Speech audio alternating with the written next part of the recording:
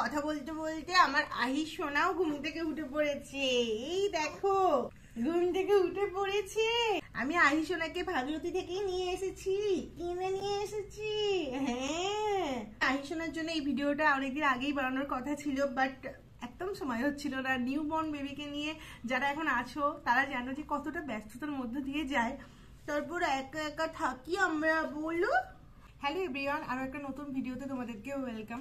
এই ভিডিওটা সত্যি কথা বলতে এত অনুরোধ করেছো তোমরা সকলে, অনেকেই আছো যারা এই সুন্দর একটা প্রেগনেন্সি জার্নির মধ্যে দিয়ে যাচ্ছ, যে জার্নিটা আমি সবে মাত্র কমপ্লিট করে একটা ফুটে সুন্দর পুচকু এসেছে আমাদের কাছে।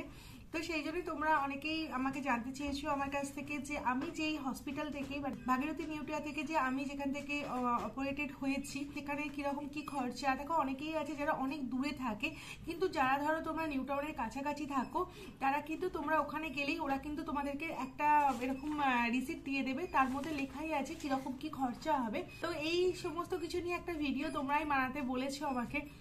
আমি কখনো ভাবিনি এটা নিয়ে কোনো ভিডিও বানাবো, কারণ আজকাল সবাই জানে কোথায় কিরকম কি খরচা হয়।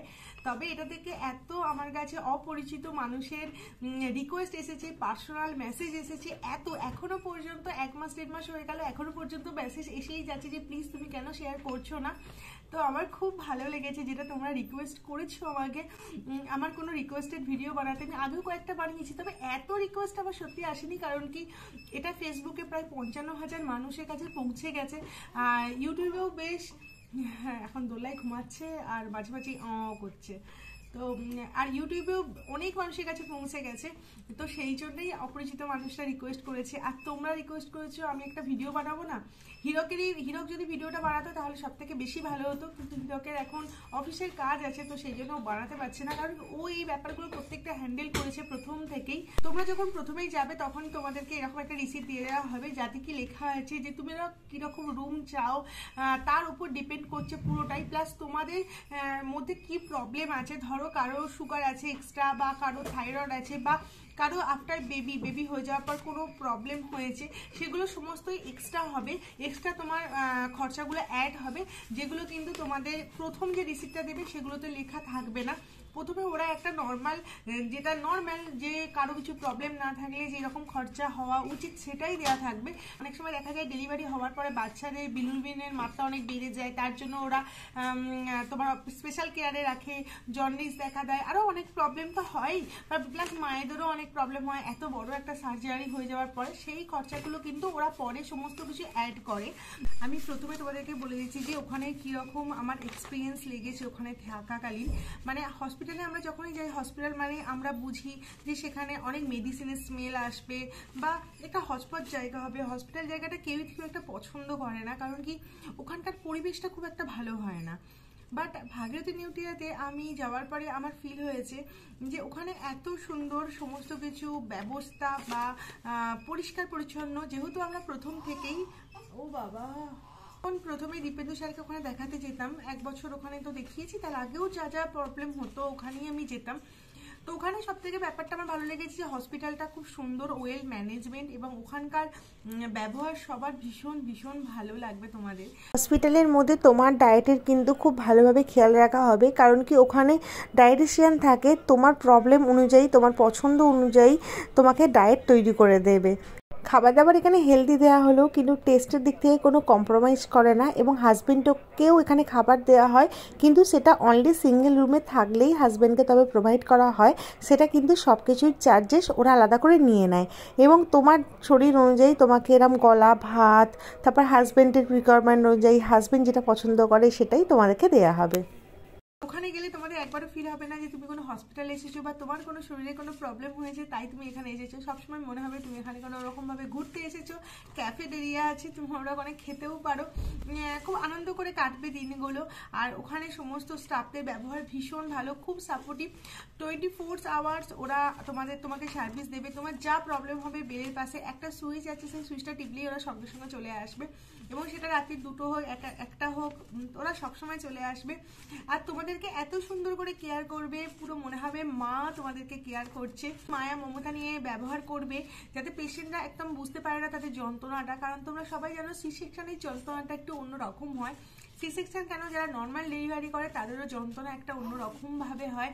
তোমাদেরকে আমি ব্যাক ক্যামেরা দিয়ে এটা দেখাই যে ওরা প্রথমে এস্টিমেটটা কিরকম দেয়, যে তোমাদের কিরকম কি খরচা হবে, যেটা আমরাও ধরেছিলাম। এই এস্টিমেটটা যেটাতে একটা ওভারঅল এস্টিমেট দিয়ে দেয়, তারপরে তোমরা অনেকটা টাকা অ্যাড করে রেখো। কারণ কি, কিছু না কিছু প্রবলেম তো সবার দেখা দেয়ই, খুব কম আছে যেগুলো কোনো প্রবলেম দেখা দেয় না। তবে হ্যাঁ, প্রবলেম না দেখা দিলেই ভালো, কিন্তু আমরা সবসময় প্রথমে ওইটাই ভাবি যে হ্যাঁ কিছু একটা প্রবলেম হবে আর তার জন্য যেন আমি প্রিপেয়ার থাকি। সব থেকে বড় ব্যাপার হলো যদি প্রবলেমে যদি আমরা প্রিপেয়ার থাকি তাহলে দেখবে সেই সময়টা অনেক তাড়াতাড়ি রিকভার করা যায়। এখানে দেওয়াই আছে যে কি কি রুম তোমরা নিতে পারো এবং তাতে চার্জেসটা দেখো এখানে লেয়া আছে যে 4 বেডেড শেয়ার যদি নাও তাহলে এটা 70,000 টাকা লাগবে অ্যাপ্রক্স। আর ডক্টরের ফিস তো সবার আলাদা আলাদা হয়, সেটা অ্যাড হবে, অনেকের 50,000 হয়, 60,000 হয়, 70 হয়, 80 হয়, ওটা ডিপেন্ড করছে তুমি কোন ডক্টরকে দিয়ে অপারেশন করাচ্ছ তার উপর। আর টুইং শেয়ারিং রুম আছে 75,000 টাকা, তার সাথেও ডক্টরের ফিস। আর সিঙ্গেল ডিউরেক্স রুম আছে 85,000, তার সাথে ডক্টরের ফিস। আর হচ্ছে সুপার ডিউলেক্স রুম যেটা 95,000, তার সাথে ডক্টরের ফিস। এক্সক্লুসিভ সুইট রুম যেটা আছে 1,10,000 টাকা প্লাস তোমার সার্জনের ফিস। আর এটা হচ্ছে সুইট রুম, শুধু সুইট রুম, সেটা হচ্ছে তোমার 1,20,000 আর তার সাথে ডক্টরের ফিস। দেখো এগুলো মোটামুটি আমি পুরোপুরি তোমাদেরকে খুব ভালো করে দেখিয়ে দিচ্ছি, যেটা তোমরা একটা স্ক্রিনশট নিয়ে রাখো। আর এটা আছে, ওপরেরটা আছে তোমার সি সেকশনের জন্য, আর এখানে আছে নর্মাল, নিচেরটা হলো নর্মাল ডেলিভারির জন্য। যে তোমার এই চার্জগুলো তোমার 2 থেকে 3 দিনের জন্য এগুলো, আর তাতে দেওয়া হচ্ছে ডেলিভারি প্রসিডিওর চার্জগুলো। আর এখানে আছে মেডিসিনের জন্য আর টুকটাক যে যে জিনিসপত্র তোমার অপারেশনের জন্য লাগবে সেগুলো।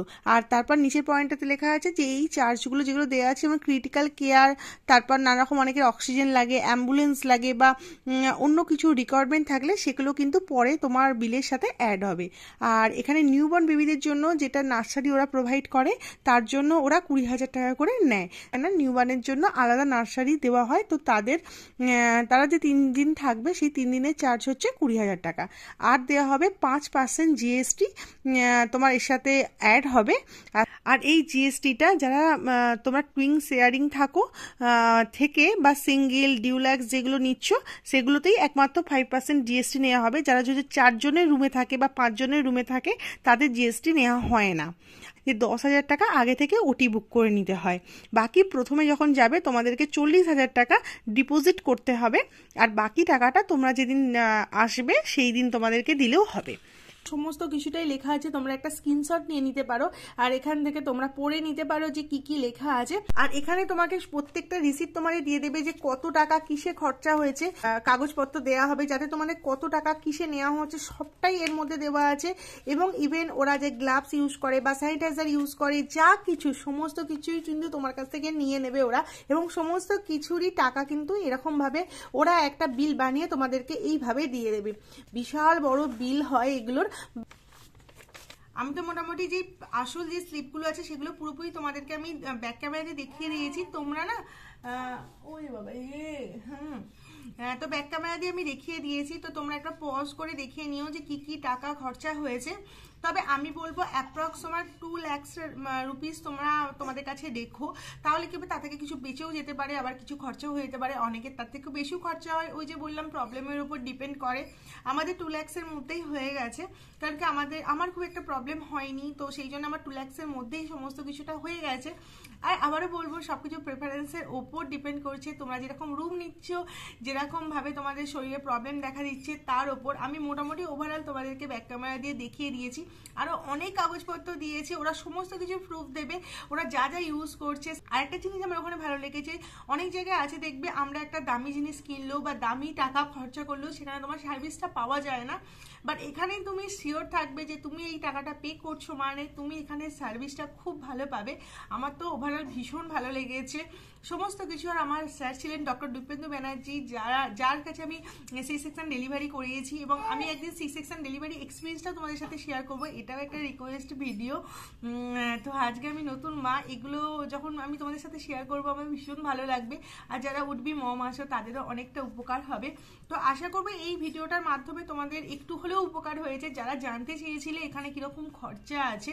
তো আশা করবো ভিডিওটা তোমাদের ভালো লেগেছে। যদি তোমার এই ভিডিওটা ভালো লেগে থাকে অবশ্যই করে একটা লাইক কমেন্ট করতে ভুলো না। যেরকম ভাবে তোমাদের C-section ডেলিভারি ব্লগগুলো ভালো লেগেছে, অনেক গুড উইশেস পেয়েছি। ইউটিউবে দেখে থাকলে তাহলে অবশ্যই করে চ্যানেলটা সাবস্ক্রাইব করতে ভুলো না, আর ফেসবুকে যদি দেখে থাকো তাহলে পেজটা ফলো করতে ভুলো না। আবার দেখা হবে নতুন করে ইন্টারেস্টিং ব্লগের সাথে। ততক্ষণ পর্যন্ত stay happy, stay healthy, stay blessed, stay positive, and bye bye, take care, love you all, by.